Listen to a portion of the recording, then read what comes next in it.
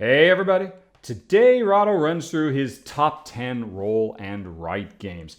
And I gotta say, I don't know if I'm really doing this with the best timing. On the one hand, there has been such an explosion over the last year or two in this genre. So many really wonderful designs have been coming out. I had more than enough to make a top 10 easily. I'm really happy to talk about all of these ones. Some very, very new, some have been around for quite a few years. But at the same time, oh my gosh, there's about to be an even bigger explosion of them coming within the next 6 to 8 to 10 months. I could have a whole top 10 roll and writes that might all have a chance of pushing their way onto this list I'm about to do, just based on the ones that have been announced today. Or not today, but recently. Man, and talk about lightning in a bottle. Talk about the zeitgeist. There's a roll and write that just got nominated for the Kennerspiel Charge. The Kennerspiel, not the Spiel Charge, but the more complex Gateway Gamer Plus style game. So this is definitely the year of the roll and write. I mean, they're on fire right now. So I'm excited to be talking about them. But man, if I did this a year from now, this list might look radically different. And in fact, if you want to hear a little bit more about some of the games that I won't be talking about today, you can, as always, listen to my upcoming podcast where I will talk about, I'll talk about the games that didn't make the list because there are several more I have played and enjoyed, but just not enough for various reasons.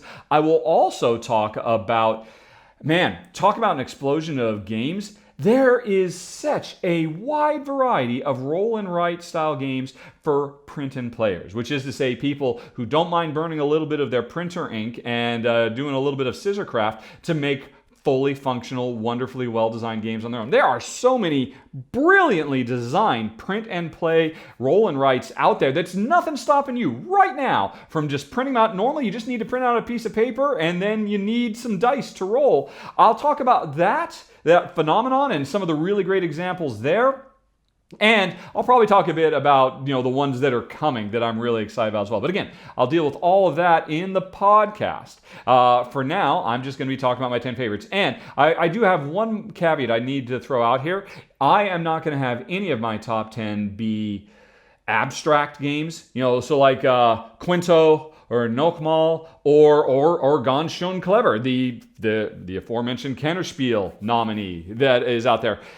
For me, if there's not a theme that is implemented into it, I just can't find myself getting interested. Yeah, I mean, Yahtzee is really, I don't know if it's the original roll and write, but it's certainly, the progenitor of this movement. And Yahtzee itself, I will still say, is a brilliant game, but it's a pretty pure abstract game. And I would always rather play a game that has an interesting world to transport me to, a story to tell. Even if the thematic grounding is tentative or loose, I'd still rather play a game with it there. So that's why a lot of super popular, very well-loved roll and writes are not going to make this list. But hey, you know what? Let's stop talking about the list. Let's actually start with the list at number 10.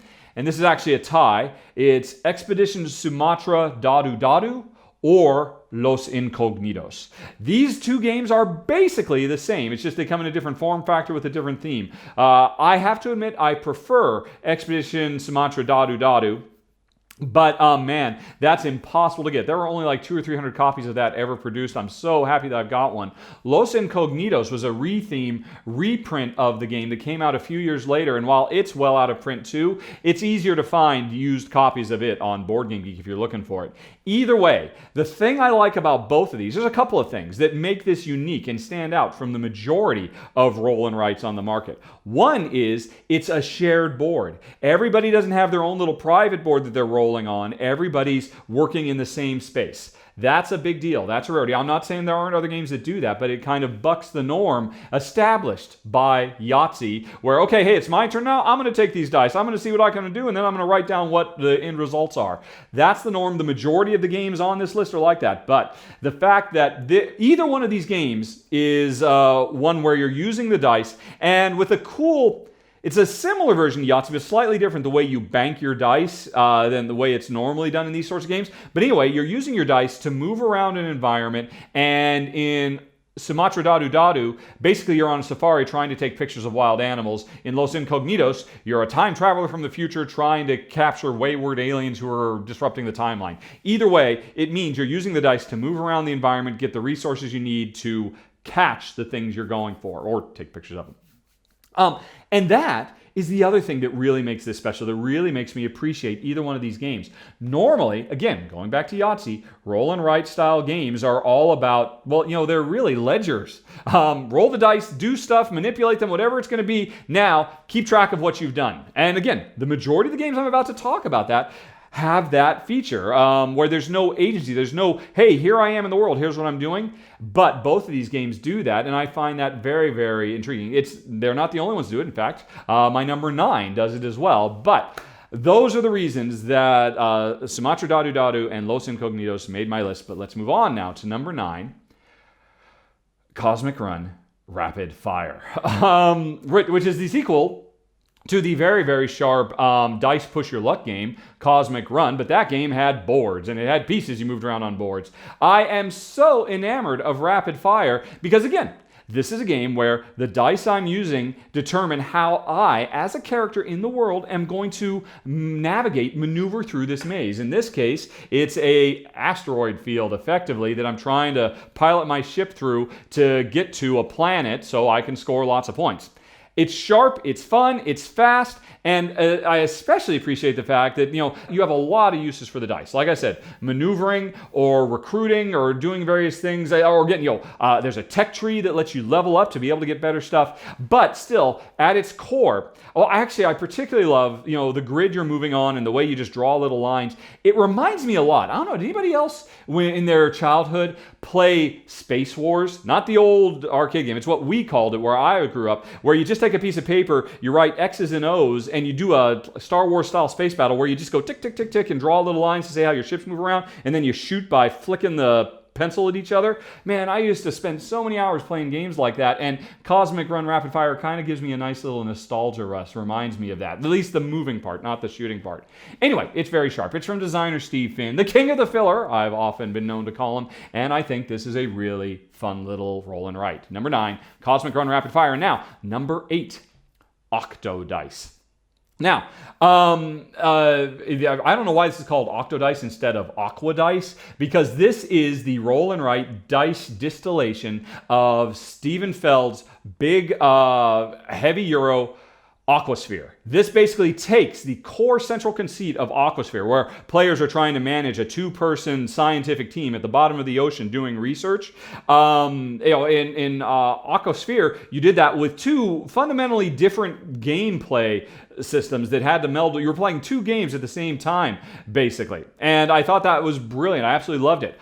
Octo Dice takes that same core idea by representing 2 different types of dice. You're going to roll dice, and you're going to pick one die, a black die that represents your scientist, and a white die that represents your programmer. Or vice versa. I don't remember. I had that vice versa. And every round, which combination of the 2 dice you're going to do determine what your team can pull off. Trying to do the same kind of underwater research stuff while keeping maintenance up on the undersea thing and dealing with the octopods that kind of menace the whole area. So I understand why they called it Octo Dice. It sounds cooler, but as an Aquasphere fan, I really would appreciate it if they called it Aqua Dice, because that's what it really is. But anyway, long story short.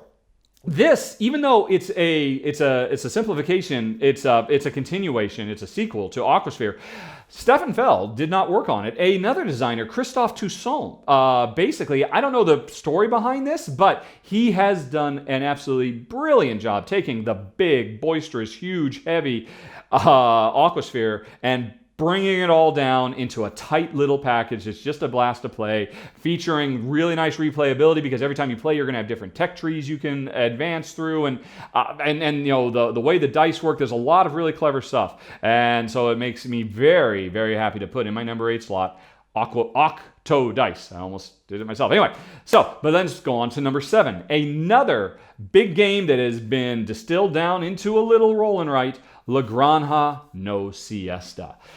La Granja is absolutely a phenomenal wunderkind, kitchen sink design, taking all kinds of different inspirations from all kinds of Euros. Some of my favorite Euros of all time have all been crushed together, put through a meat grinder, and out came La Granja, which is an absolutely brilliant game. La Granja no Siesta takes all the big picture ideas of its big brother and turns it into a wonderful, fast little filler. What I like most about it is there was just one phase in La Granja, which was a die draft, happens halfway through every round. It basically builds the entire game of No Siesta around that draft, while still keeping true to all the different ways that you're raising animals and trying to improve your farm and dealing with market and stuff like that. Really, really sharp, solid, fun game, very nicely thematically grounded and integrated. Really, really enjoy my number 7 a lot, La Granja no Siesta. But then if we go on to number 6, we have Saint Malo. If I recall, I think this is from Inca and Marcus brand. I talk about them so much. They are so prolific, and their designs are always great. Saint Malo is no different. This is another Euro-style game. I really appreciate a couple things about this. One, it doesn't come with a pad and paper. It actually comes with, dry erase boards and pens that you can use. And this is not a game where you're just filling in dots like an SAT test or whatever. This is a game where you actually draw the resources. If you are a merchant and you try to bring goods into your little city and within the city walls, you draw little crates that represent the goods. If you're trying to help build up the defenses of St. Malo, you actually draw little parapeted castle walls to protect yourself. It doesn't matter much. I mean, they could just be letters and numbers or whatever, but it adds a nice level of personality to the game that I really appreciate. But besides that, it's also great that this game is so phenomenally travel friendly, because you can play it anywhere. You can play it in any position. You can play it in any weather. I guess maybe a heavy rain would maybe smudge the ink on the boards, but otherwise it's incredibly flexible, and it's a sharp, fun, fast little game where you're trying to bend the dice to your will. It's every round. Am I stocking up on resources? Am I using those resources to build? Am I getting ready for attacks from pirates that may or may never come, depending on how the dice shake out? Really sharp, a lot of fun, St. Malo. But now let's move on to number 5 on tour. I hesitated actually putting this on the list because officially it's not even available yet. By the time you watch this, it might, in fact, still even be on Kickstarter. And interestingly, if you'd like to try this game out for yourself, don't even need to hear what Jen or I think about it. You can play it right along with us if you watch my run-through, because you can download your own print-and-play version. You can print out the map and then play along with me and Jen and see if you can beat us. Chances are you will. At least you'll beat me. But anyway, all that aside, it's a sharp, sharp game where we are using dice, rolling over the rounds to build a tour bus route for our rock and roll band. And the interesting thing about this game is you spend the whole game, and it's, to be fair, it's a 10, 15, 20-minute game, but you spend the whole game rolling dice and trying to decide where to use the numbers by assigning if you roll a 6 and a 3, because you're rolling 2 dice, you put a 63 in one of the states of the United States that we're trying to plot our route through. You put a 63 in one state and a 36 in another state. But you can't put them wherever you want, because that would make the game super easy. Every round, there's a set of cards that determine that you have to place one of those numbers in the southern region, one in the western region. And, there are just going to be times when I'm so desperately want to put a 52 up in Seattle. Oh my gosh, I got the 52! But I can't put it in Washington because the cards are restricting me to put them all the way back east. It's a sharp, fun game. And anyway, you spend the entire game just putting these numbers in, trying to make plans and secondary plans and tertiary plans in case the dice don't quite go your way. And then at the end of the game, after all the states are filled up, that's when you draw this big epic line. And the line you originally thought you were going to go for, trust me, it will not have worked out that way. You will have had to go to a fallback plan. But it's such a great and satisfying climactic ending to the game that it really helps the story. Again, it feels very, very thematic. This is the existence of games like this is why really wonderful abstract roll and writes are just never going to make my list. Because why would I play with those? And it's just like, I'm trying to match colors and columns and whatnot, when I could actually feel like I've done something, like plotted out a rock and roll tour van on tour. So that's number 5. Number 4 is, there's 2 versions of it out there. You can play Avenue or the reprint Kokoro Avenue of the Kodamas. They're both basically the same game. It's just a retheme. Although, to be fair, Kokoro Avenue of the Kodamas added some very cool additional elements. But if you can't find that and you can't find Avenue, either way, it's a phenomenal game. Now, this one's cheating a little bit. There's no rolling in this game. You do not roll dice and then write stuff down on a piece of paper. By the way, did I say right up front that's what a roll and write is? Did I actually define that? Anyway, you probably figured that out by now. Roll dice and then write down the results after maybe messing with the dice. Anyway, here's the deal. Avenue or Kokoro, Avenue of Kodamas, you don't roll dice. Instead, you draw cards as a randomizer. And every round, instead of rolling dice, you're going to draw cards and decide how to use them when you're basically, well, actually, quite like the game right before it, on tour, trying to build a route to connect various things on a map.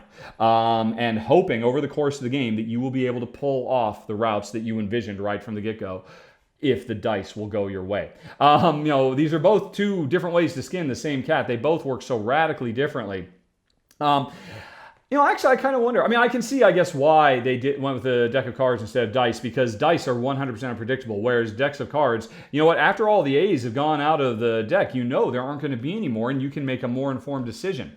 I do have to admit, I like that, because there is a surprising amount of planning and push your luck in Avenue that really puts it over the top for me and Jen, because the interesting thing is you don't score everything all at once at the end of the game. You have several interim scoring phases throughout the game. And the important thing is, if in an early phase I scored 8 points, I thought, yeah, that's awesome. In the next phase, I've got to do better. Now I've got to score 9 or more. And if so, say I score 10, oh, awesome. But now in the third scoring phase, oh my God, I got to beat that 10, because if I don't, I get nothing, and that could crush me. So now I got to find a way to score 11 points, and then and so this constant having to one up yourself is a very, very cool mechanism. I'd love to see this in more Euros. It's so brilliant. I mean, normally you're always just trying to one up everybody else, but no, I created the score because it creates interesting strategic choices. You know what? I'm going to try and go for low scores early on so I have a better shot at beating them as I accrue bigger and bigger targets. Score targets over the course of the game. It's really cool. Well, of course it is. It's my number 4. It's Avenue or Kokoro Avenue of the Kodamas. But now let's talk about number 3.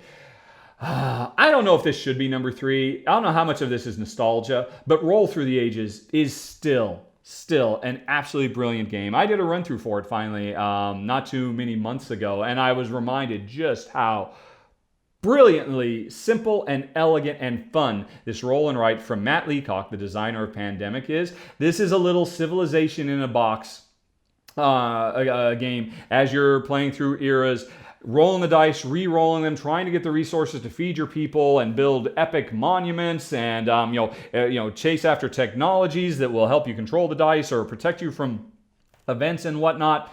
There's a lot going on, but it's all so clean and simple. I could teach anybody. This is a great gateway game that still works great for gamers as well as novice newbies to the party, and love it to bits. Love the presentation. Instead of just using a bunch of cubes to accumulate, or like some kind of slider thing to keep track of how many goods you have, there's like these nice big chunky wooden blocks and wooden pegs that you use to keep track of the resources you're building up to be able to do big epic buildings and all of that. Everything about this is phenomenal. It's a brilliant design. I love it so much that I will forgive the fact that, to my taste, it has kind of a needless players being able to attack each other element to it, which I will admit, there are some brilliant roll and writes out there that I had to keep off a list because why are we attacking each other in this game? It serves no purpose. It's out of place. Roll Through the Ages is so good it makes my number 3 in spite of the fact that I could actually go out of my way to try to deliver plague upon your people. It's sharp, it's fun, it's beautiful, it's gorgeous to touch. The big chunky wooden dice, everything about it is great. It's my number 3. Roll Through the Ages. But what beats it? Let's talk about my number 2, Steamrollers. Here's the and now this is if Roll Through the Ages is basically Through the Ages broken down into a dice roll and write format, Steamrollers would be Steam or Age of Steam or Railways of the World. The big picture, big route building, train company running, goods delivering simulation. right on down into a cool, brilliant, fast-playing roll and write. And it really captures the feel of those big, gigantic, epic games in a wonderful, wonderful way. This is another game where you're not just, like so many of these, just doing ledger. Actually, how many of these are ledger-y type games? St. Malo, Granja, Octo Dice. I guess, actually, no, that's interesting. I didn't realize this. There are more route builders here than I thought there would have been. If you talk about Expedition, Dadu Dadu, and On Tour, and Avenue. So I guess, actually, yeah, those are the two main ways it breaks down. They're either route builders or they're ledgers. This is a route builder, risking everything to hopefully be able to connect up the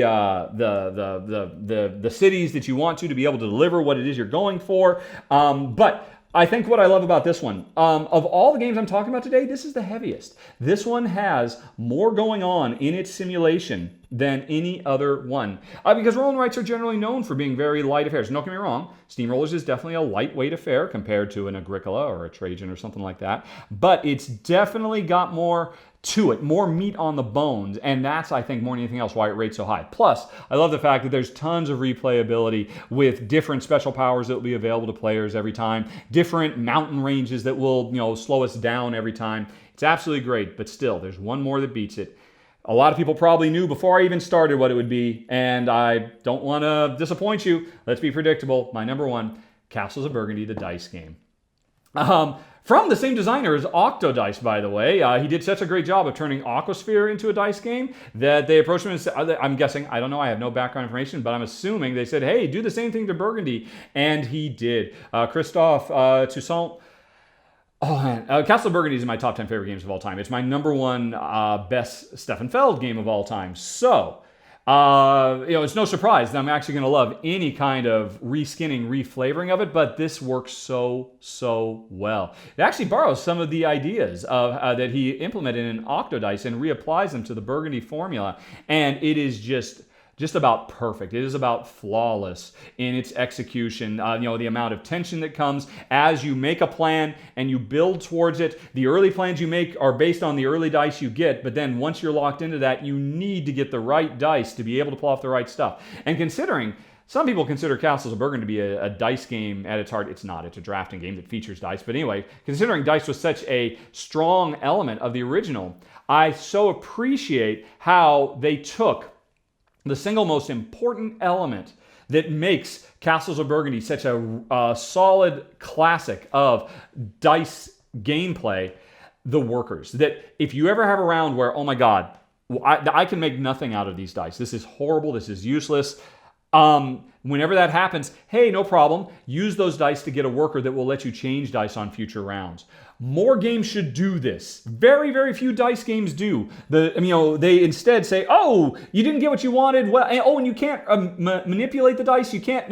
Well, that was just a bad round for you. Hopefully, you'll catch up. Everybody gets a bad round every once in a while." That never happens in Burgundy, and that's true for Castles of Burgundy, the dice game as well. Dice can always be put to good use, even if it just means setting yourself up for a stronger later turn.